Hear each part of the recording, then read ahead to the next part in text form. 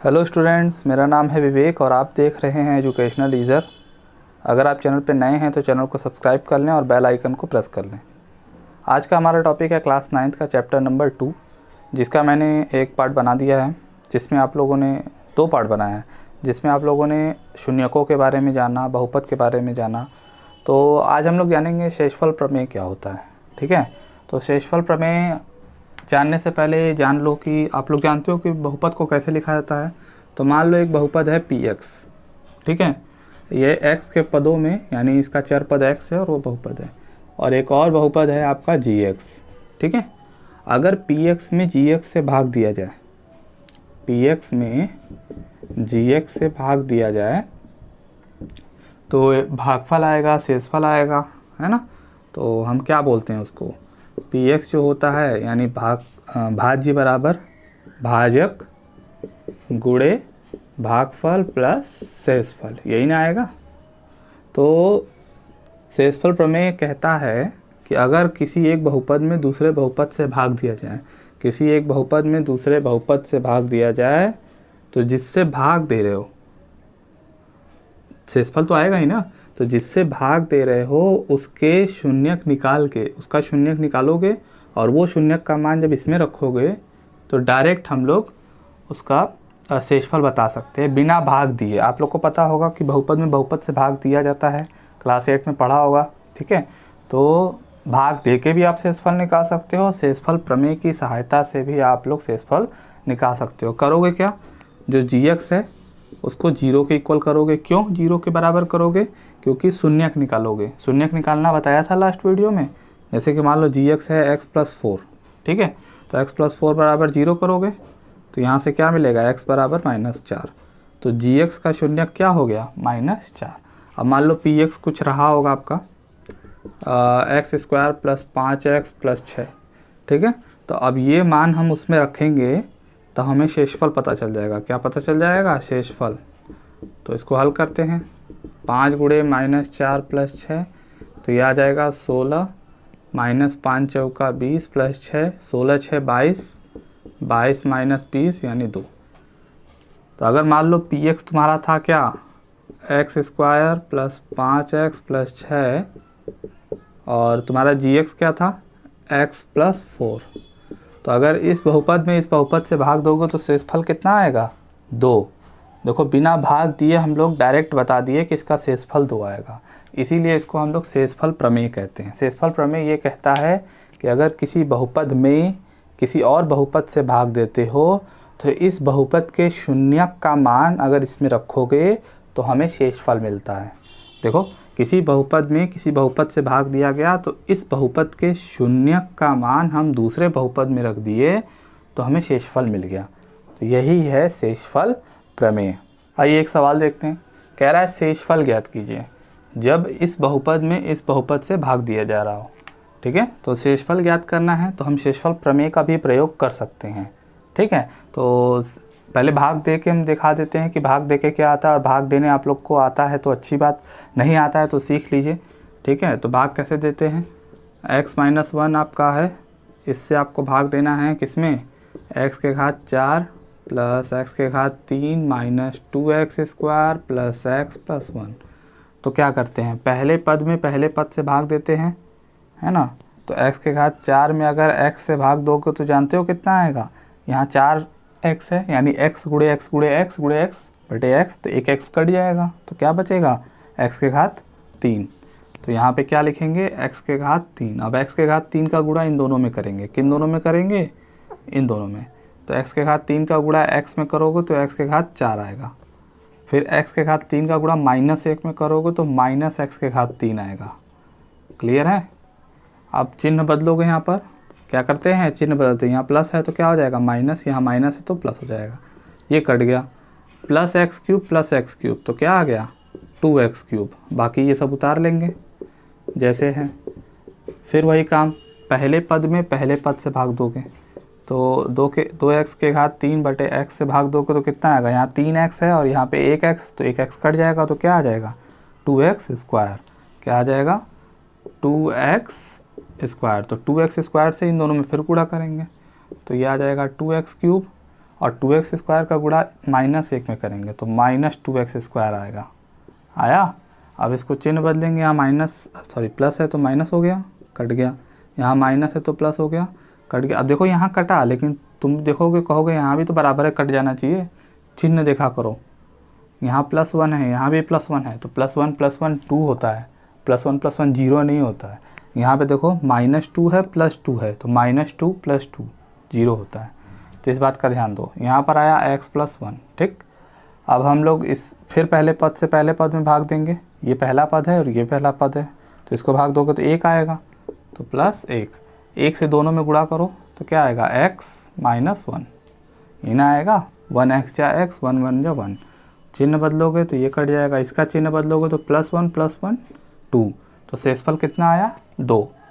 तो देखो भाग देने से तो हम लोग शेषफल निकाल लिए, ये आप लोग जानते हो, लेकिन शेषफल प्रमेय से कैसे निकालेंगे। शेषफल प्रमेय क्या कहता है, अगर ये px है आपका, कौन है px, x⁴ plus x⁻³ - 2x² plus x + 1, और जिससे भाग देते हैं वो होता है gx, ठीक। तो gx को 0 के बराबर करोगे, किसको बराबर करोगे, 0 के। तो यहाँ से x बराबर कितना मिला, 1।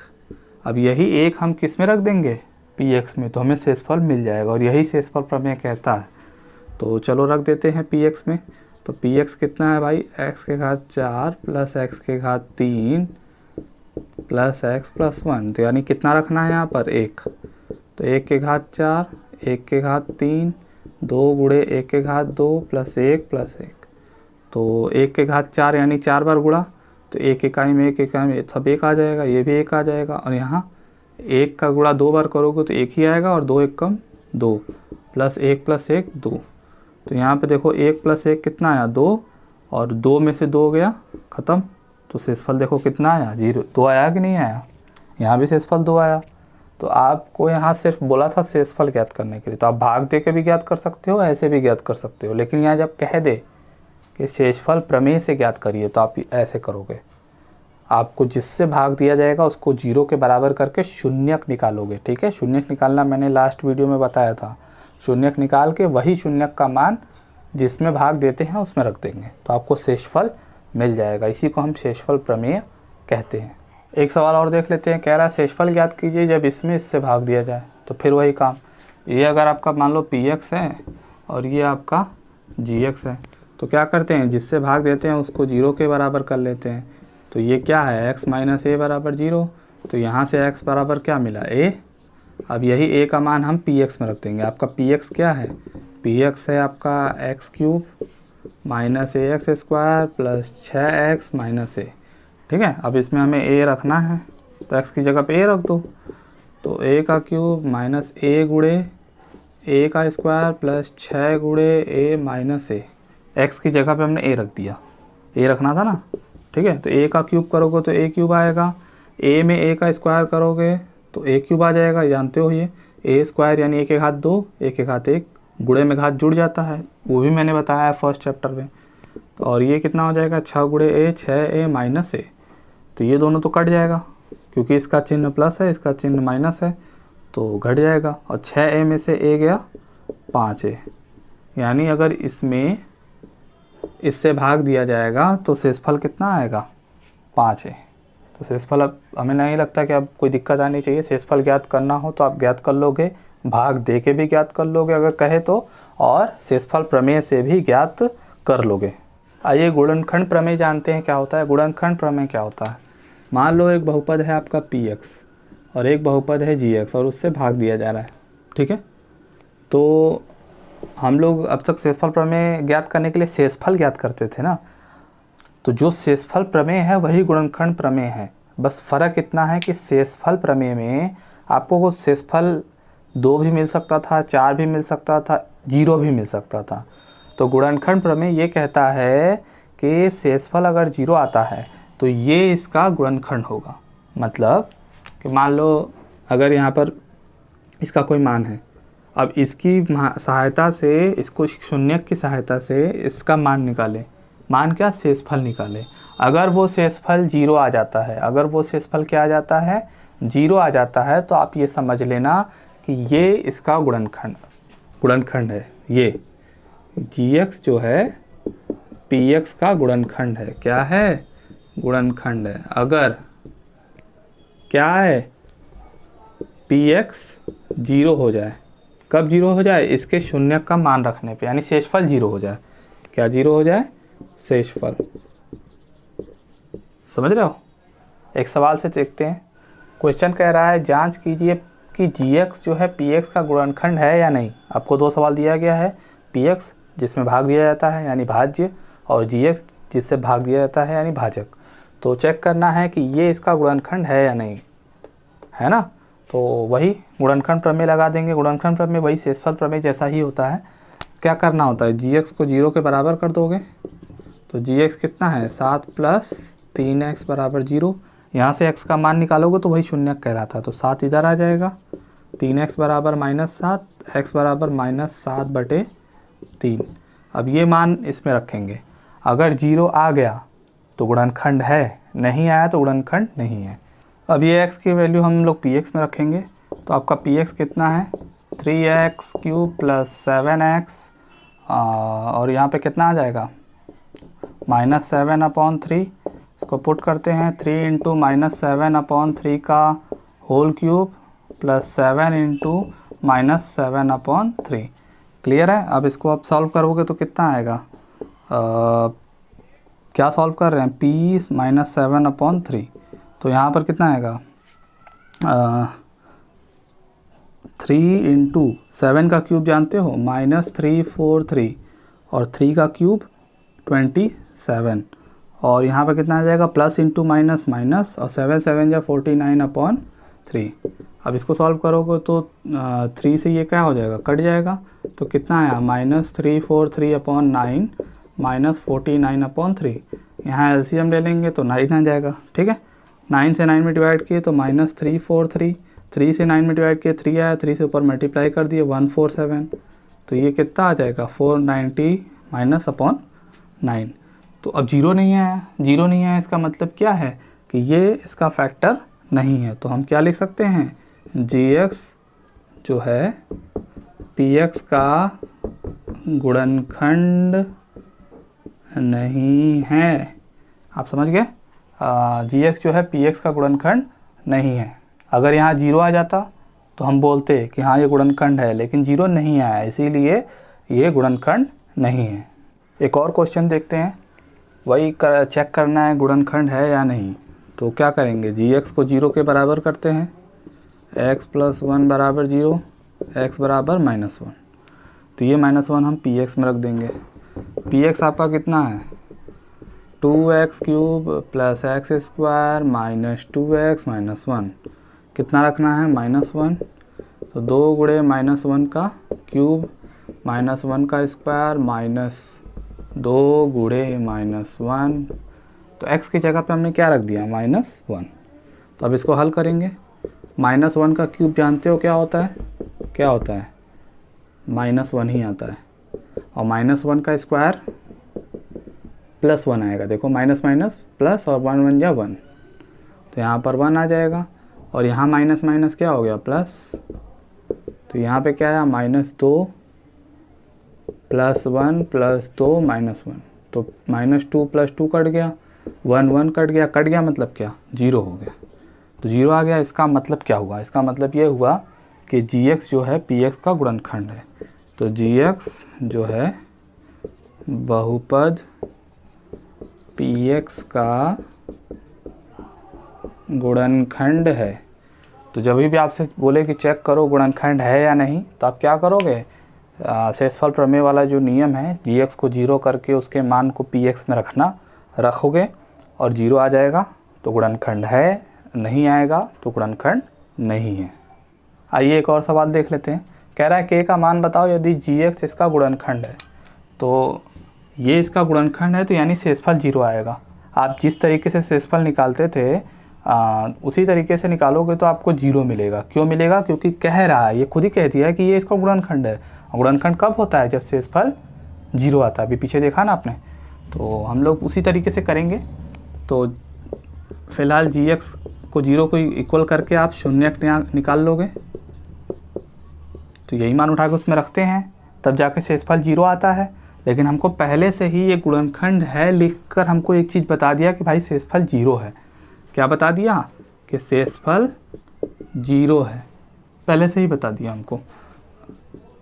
या आप शेषफल पहले आप इसको लिख लीजिए अच्छे से, क्या है px, तो इसमें हम मान रखेंगे 1 का, तो k गुणे 1 स्क्वायर माइनस करनी में 2 गुणे 1, ये लिख सकते हैं कि नहीं लिख सकते हैं। अब वो कह रहा है कि गुणनखंड है, तो यानी कि ये वैल्यू कितनी है 0, तो इसको हम क्या ले सकते हैं k इंटू 1 k, करनी में 2 इंटू 1 करनी में 2 प्लस 1। अब यहाँ से हमें k का मान निकालना है, तो ये दोनों उठ के इधर चले आएंगे, तो करनी में 2 इधर आएगा तो प्लस करनी में 2 और 1 इधर आएगा तो -1, यानी k का मान कितना होगा ये। यहीं पर देखिए थोड़ा सा परिवर्तन हुआ है। अगर गुणनखंड हमें पता करना होता तो हम यहाँ 0 नहीं लिखते, क्योंकि 0 आएगा वो अलग बात है, लेकिन वो कह नहीं रहा है कि 0 है। लेकिन जब यहाँ गुणनखंड है लिख दिया तो वो यही कह रहा है कि हाँ भाई ये 0 है। एक और सवाल देख लेते हैं, इसमें भी वही k का मान निकालना है। तो फिर वही काम करोगे जो अब तक करते आ रहे हो, gx को 0 के बराबर करोगे, x - 1 बराबर 0, x बराबर 1। अब px लिख लो, px क्या है, px है आपका है 4x cube plus 3x square minus 4x plus k। अब ये देखो, हमें गुणनखंड निकालना होता, पता करना होता या शेषफल निकालना होता तो हम ये मान उसमें रख के हल करते हैं, है ना। लेकिन वो बोला है गुणनखंड है, इसीलिए हम लोग जब मान रखेंगे तो उसको क्या कर देंगे 0। क्यों? क्योंकि शेषफल, ये जो शेषफल है ये कितना आएगा 0 आएगा जब गुणनखंड है बोल दिया तो। इस बात का विशेष ध्यान दीजिएगा। 4 का गुणा 1 में करोगे तो ये आ जाएगा, ठीक है। तो 0 बराबर कितना आ गया 4 प्लस 3 माइनस 4 प्लस k। तो ये 4 से 4 कट गया, क्योंकि +4 -4 और 3 इधर आ जाएगा, तो -3 बराबर k। हमें नहीं लगता कि आपको कोई दिक्कत आनी चाहिए। आपको जब गुणनखंड की जांच करनी होगी और शेषफल निकालना होगा, अगर ये 2 काम करने के लिए कहा जाएगा तो आप ये वैल्यू यहाँ रख के हल करोगे, 0 मत कर देना इधर। जब आपको शेषफल निकालने को कहे और गुणनखंड ज्ञात करने को कहे कि गुणनखंड है या नहीं, तब आप हल करोगे।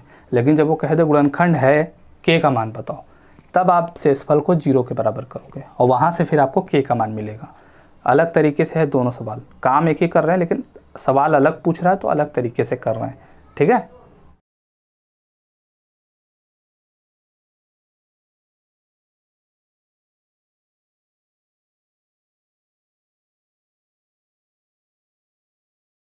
तो आज की वीडियो हमारी यहीं तक थी। उम्मीद करता हूँ आपको आज का वीडियो लेक्चर समझ में आया होगा।